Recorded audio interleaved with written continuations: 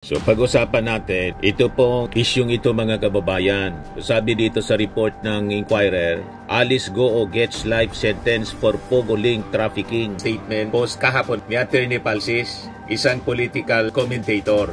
Ito yung sabi ni Attorney Jesus Falsis. Sabi niya, Executive Secretary Lucas Bersamin says he did not. Ito yung report. Foreign-funded rallies are treasonous, says Malacanang. Should it be proven that anti-government protests are funded by foreign actors, this will be considered as betraying the country, sabi po ng Palasyo Malacanang. Pala Police Officer si Jinky Luistro. Do you know Ru Chinzang? I invoke my right against self-incrimination po, Your Honor. But again, I wish to remind you, Miss Alice, of your earlier statement. Ang sabi mo, hindi ka sasama sa isang negosyo kung hindi mo kilala. Nagpapagang mga balita at pagtalakay sa mga isyu na lipungan. Bulsa! Opinyon, banat at paglalantad sa katotohanan. Bulsa! What you see is what you get. You decide. Ito po mga kababayan, si Dante Maravillas. Maiba naman tayo ng kwento. Dito tayo sa sentensya mga kababayan na ipinatong life sentence po. Ang ipinatong na sentensya kay dating Bamban na City Mayor Alice Goo. So pag-usapan natin, ito pong isyung ito mga kababayan. So, sabi dito sa report ng Inquirer, Alice Goo gets life sentence for Pogo link trafficking. Yan si Alice Goo. Pakinggan na niya yan, Mr. Maravillas. Kasama si Amy Marcos. Magkakilala sila. Parang best friend sila po. Ikaw talaga, Mr. Maravillas, talagang intrigador ka. Nakita ko lang, post ng Malacanang event, tapos ang caption niya, one down, Marcos side, pero on the side of, ang kasama si Amy Marcos. Nasa loob ng isang kotse siguro yan. Hindi natin alam kung kaninong kotse. Baga kay Alice Goo, pinasakay si Amy Marcos. So dito ninyo mga kababayan, maintindihan kung bakit ang daming nagagalit sa ating Pangulong Bongbong Marcos. Kasi nilabanan niya lahat ng illegal na nag-thrive during the previous administration. At isa dito yung Pogo. At yung Pogo, mga Chinese ang karamihan sa mga involved. So hindi na tayo magtataka mga kababayan. Kung halimbawa may foreign actors na nagpupundo, yun ang lumalabas ngayon sa mga kwento. May foreign actors daw na nasa likod ng pagpupundo para patalsikin yung ating Pangulong Bongbong Marcos. Ang dami kasing nasagasaan na mga illegal activities. Other than during his administration ngayon, yung mga kilalang personalities tulad ni Kibuloy na kulong, si Tebes na kulong, at ang pinakang matindi, yung dating Pangulo na deliver pa dahig sa ICC. Kaya sabi nga po ni Attorney Falsis, maganda yung statement post kahapon ni Attorney Falsis, isang political commentator. Ito yung sabi ni Attorney Jesus Falsis. Sabi niya, Executive Secretary Lucas Bersamin says he did not resign but he was told to go. So he was fired by BBM then. Now that is political will. Even DDS Attorney Salvador Panelo admits as much when I interviewed him. Now arrest Bato, jail Cheese, Joel and Jinggoy and impeach Sara. BBM has caused the arrest of powerful cult leader Pastor Kibuloy. And of course, the arrest of popular but corrupt former President Rodrigo Duterte. Believe that BBM is a weak president at your own risk, mga DDS. Maniwala niya kayo, sige, ituloy ninyo ang inyong paniwala. Ang ating Pangulong Bongbong Marcos is a weak leader. Kuting nga ang tawag nila. Kuting. Weak leader, lame duck, president, at your own risk. Na maintindihan na ninyo kung bakit pinagkakaisahan yung ating Pangulong Bongbong Marcos. Kasi nilalabanan niya yung mga powerful syndicates dito po sa ating bansa.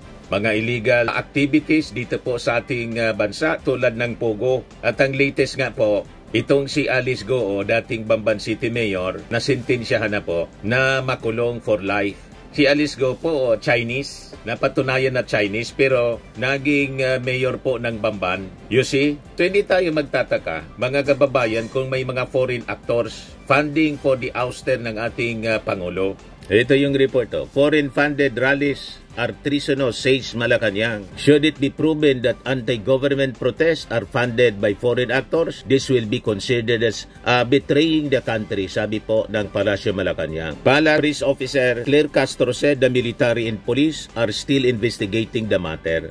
Sabi niya, kung may katotohanan at makikita po sa kanilang pag-iimbestiga na foreign-funded itong kanilang sinasagawang rally, masasabi po nating ito ay pagtataksil sa bayan. Castro said that it was not right for other countries to enter the Philippines political issues. Armed Forces spokesperson Rear Admiral Roy Vincent Trinidad said the military was looking into all the possibilities when it came to funding. Pinagkakaisan po yung ating Pangulong Bongbong. At ito na nga po, isa sa mga pinakamatinding issue, yung sa Pogo, na alam naman po natin, ang involved dito sa Pogo, mga kaalyado ng mga Chinese nationals na operators po ng Pogo dito sa ating bansa. Inistorbo po ng ating Pangulong Bongbong kasi alam naman natin po kung ano yung masamang epekto sa atin. Ito yung mga nilabanan ng ating Pangulo na hindi nagawa ng mga previous administration. Lalo na po yung Duterte administration kung saan talagang nagfiesta po ang mga illegal activities sa ating bansa tulad ng Pogo.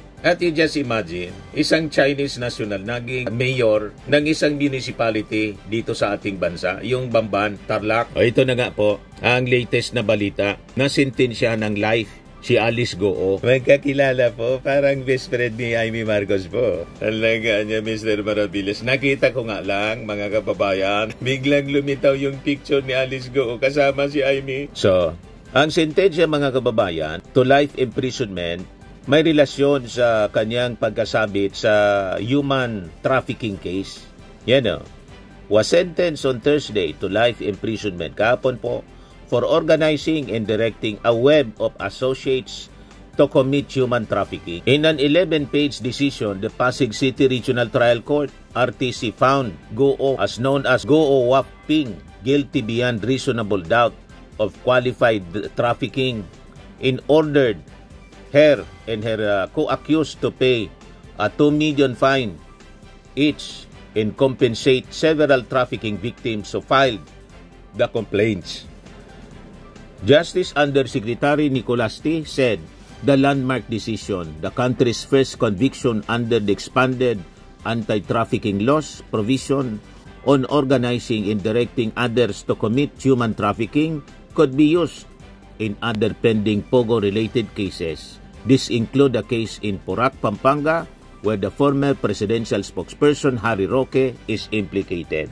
Kaya mga kababayan, walang tigil sila sa pag-destabilize sa Marcos administration at si Harry Roque mismo atat na makaupo si Sara Duterte. Kasi sabit siya sa mga kaso related dito kay Alice Goo, mga kababayan. At pag si Sara Duterte nakaupo, lahat ng mga kaso nila, pati itong sa flood control, anomalies, flood control scandal, wala na to. Tigil ang lahat ng investigasyon, mapapawalang saysay, mga kababayan, yung kaso. Lusot yung lahat ng mga korap. Itigil ang gulo, tuloy ang korupsyon.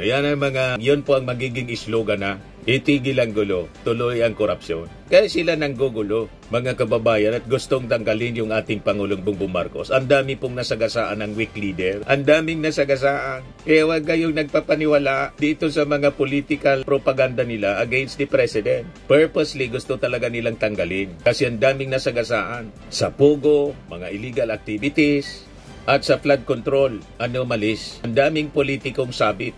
Diba?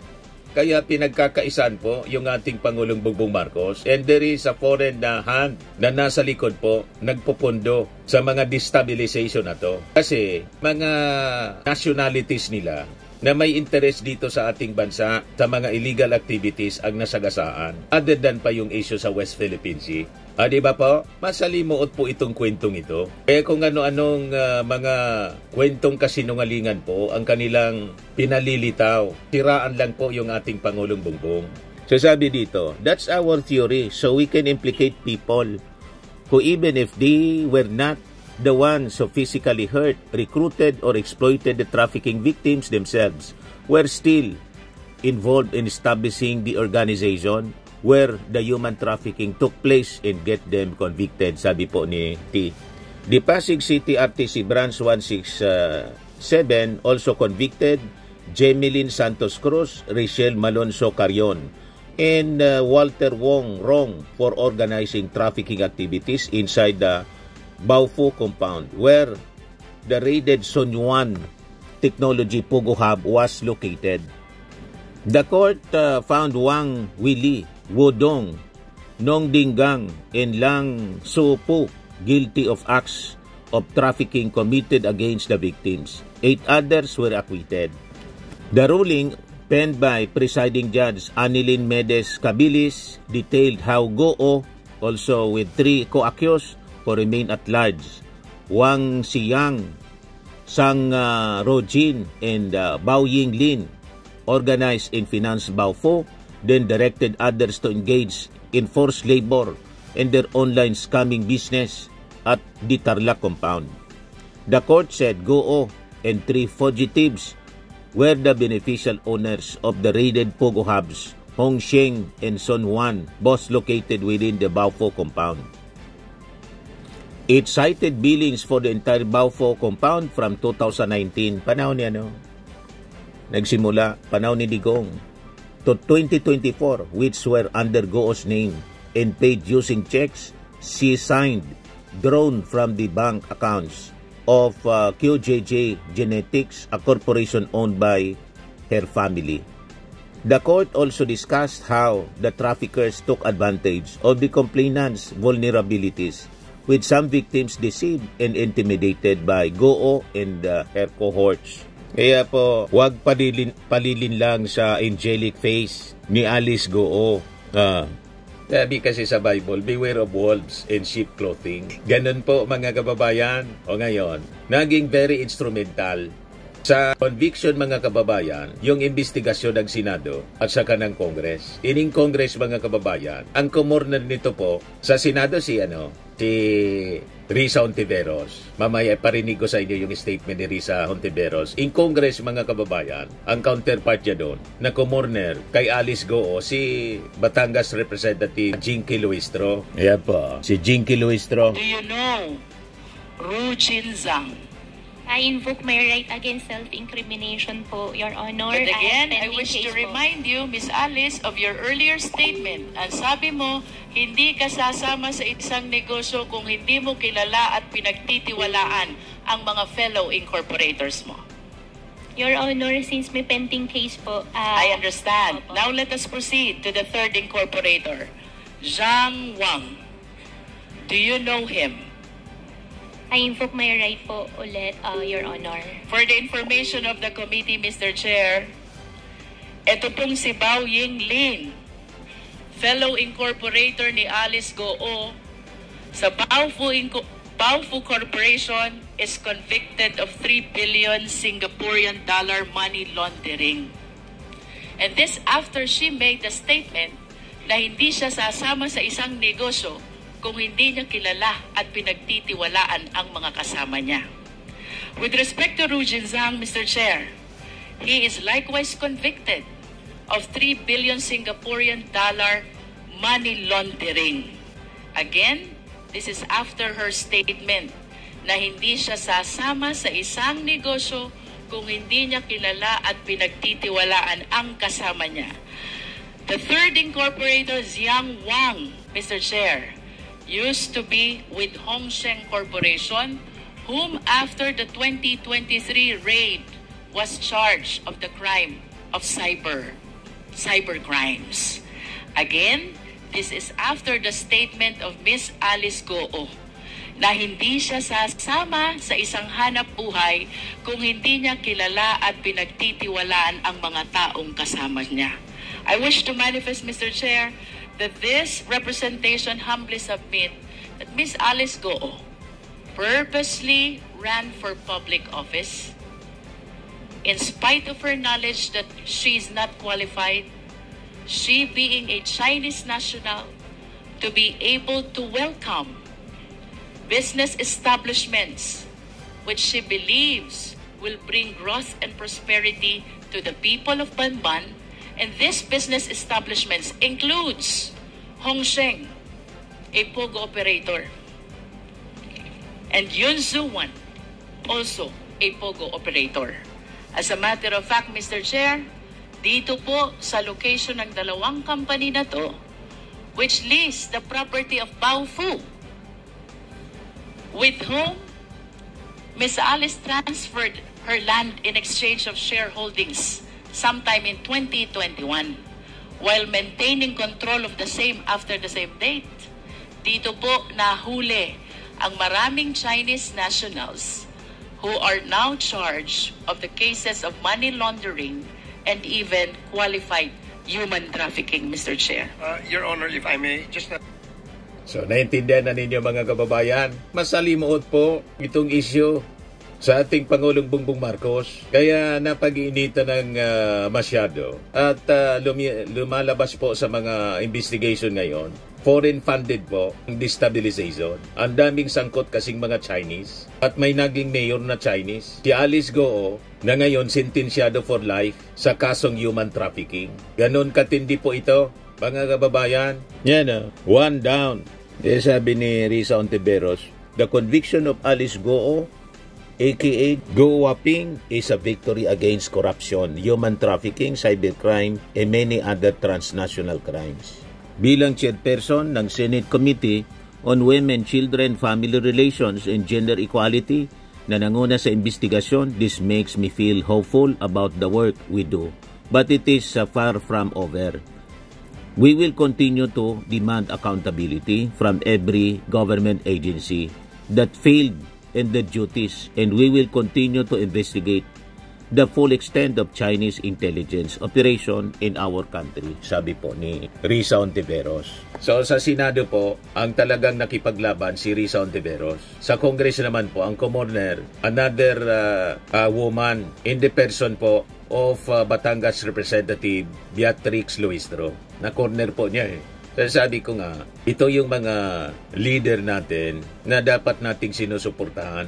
Matitinong leader. Ako po, in case yung ating Pangulo, i-appoint itong si Luistro bilang susunod na Justice Secretary, siguradong matutuwa ang maraming mamamayang Pilipino. Kaya lang, incumbent congresswoman siya po. Pero pwede naman. Tulad noon ni Rimulya, I think incumbent congressman si Rimulya nang i-appoint ng ating Pangulo. Di ba? So, depende yan, mga kababayan, kung halimbawa i-offer. Very much qualified itong si Beatrix Luistro, mga kababayan. Napaka-brilliant lawyer po siya. Rising star in Congress. Napaka-cool niya pag nagtatanong, napakalinaw kung magsalita. Di ba po? At napakalawak yung kanyang knowledge sa batas bilang isang abogada. So, yan lang po mga kababayan. Congratulations sa ating judiciary at sa ating administrasyong Marcos na wala pong sinasanto. Firmax Firming and Lifting Cream, pinapahid po sa mga pulses in affected area. Mainam po sa paninigas ng mga kaso-kasuan. Ito naman po, Automax Radiant Serum. Sa mukha naman yung application, anti-aging po siya. You will look 10 years younger than your age. Sa mga cancer patients naman po, baka lang gusto ninyo itong itry. Neng siya Red Mix Fruit Drink. Hindi mo po siya gamot, food supplement siya. Kaya lang, gawa siya mga kababayan sa goji berry. Yung goji berry may anti-cancer properties. O ngayon, yung mga inquiries ninyo, dumiritso na lang kayo sa aming messenger sa Facebook para masagot namin agad. Ayos pa? Ayos na ayos niya, Mr. Maravilla. Sa mga nagana po ng malinis and spacious fitness gym, pumunta lang po kayo sa aming Colossal Fitness Gym. May Grab car rental din po kami. But anyway, ito po pala yung aming bagong product na binibenta online. I am worldwide amazing pure organic barley powdered drink mix from Australia. Negosyo to ng aking anak na architect entrepreneur Riz Maravillas. Ayan po. Kontakin na lang po ninyo siya, Riz Maravillas on Facebook. Ang mga health benefits niya, boost immunity, improves digestion, enhance energy levels, packed with antioxidants, prevent cancer. Ito naman po yung bago naming product na binibenta online. Eye Glow Serum, whitening po siya. Tingnan ninyo yung epekto sa aking anak na architect before and now. Yung mga inquiries po ninyo, dumiretso na lang kayo sa kanyang Facebook account, Riz Maravillas.